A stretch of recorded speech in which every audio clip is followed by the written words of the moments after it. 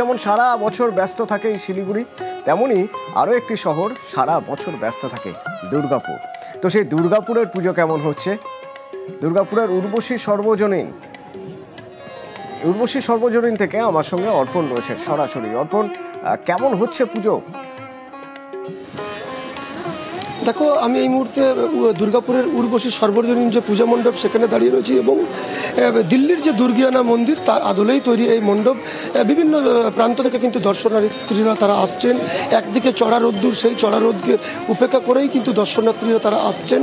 কারণ কিন্তু একটাই যে যত বেলা বাড়বে ততই কিন্তু দুর্গাপুরে বিভিন্ন পুজো মণ্ডপে যেভাবে ভিড় বাড়বে সেই কারণেই কিন্তু মানুষজন কিন্তু তারা আসছেন বা প্রত্যেকেই একের পর এক প্রতিমা দর্শন করছেন। এবং ঠিক এই মণ্ডপ যেখানে দাঁড়িয়েছে সেখানেও কিন্তু দেখা যাচ্ছে যে মানুষের ঢল, কারণ প্রত্যেকেই আসছে। কথা বলার চেষ্টা করবো, অনেকেই তারা আসছেন যারা বিভিন্ন পুজো মণ্ডপ ঘুরে দেখলেন। কেমন লাগছে? খুব ভালো লাগছে, খুবই সুন্দর। সপ্তমীর দিন হ্যাঁ, পরিবার নিয়ে এসছেন। কেমন কতগুলি পুজো মণ্ডপ? এখনো 3-4টেই দেখা হয়েছে, 2-3টে দেখা হয়েছে, আরো অনেকগুলো দেখা হবে। কেমন লাগছে আপনাদের? খুবই ভালো লাগছে, খুবই সুন্দর। প্রত্যেকটা ঠাকুর পরিবারকে নিয়ে এসছেন, আপনারা বিভিন্ন প্রতিমা দর্শন করছেন। আমার খুবই ভালো লাগছে। আমি তো এখানে থাকি না, আমি জামশেদপুরের, and every year no matter what আমি বেঙ্গল আসি ঘুরতে।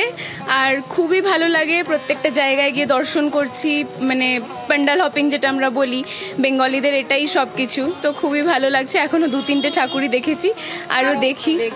সারাদিনের কি প্ল্যান রয়েছে? সারাদিনের প্ল্যান বলতে প্যান্ডাল হপিং, আর কিছু না। ভালো মন্দ একটু খাওয়া দাওয়া, টুকটাক, আর ঘোরা, আর ফটো তো মিস হবে না, ফটো তোলা। তোমাকে দেখানোর চেষ্টা করবো, প্রত্যেকেই আসছেন, প্রতিমা দর্শন করছেন এবং তুমি দেখতেই পাচ্ছ যেভাবে কিন্তু এখানে উৎসাহ মানুষ, অর্থাৎ দর্শনার্থীরা যেভাবে ভিড় জমাচ্ছেন। ধীরে ধীরে কিন্তু এখানে প্রত্যেকেই প্রতিমা দর্শন করছেন। ভিড় আরো বাড়বে, বেশ কিছু যত সময় গড়াবে ভিড় আরো বাড়বে। পুজো ফুল মোডে চলে গিয়েছে। এবার প্রচুর মানুষ রাস্তায় বেরিয়ে পড়বেন। যারা একটু টেনশন করছিলেন যে আকাশের মুখ যদি ভার হয় কি হবে, রোদ ঝলমলে দিন দেখে তারা সারা দিন ধরে তাল ঠুকছেন, প্রস্তুতি নিচ্ছেন। বিকেলে বেরোতে হবে, অনেকটা হাঁটতে হবে, অনেক রাত পর্যন্ত হাঁটতে হবে।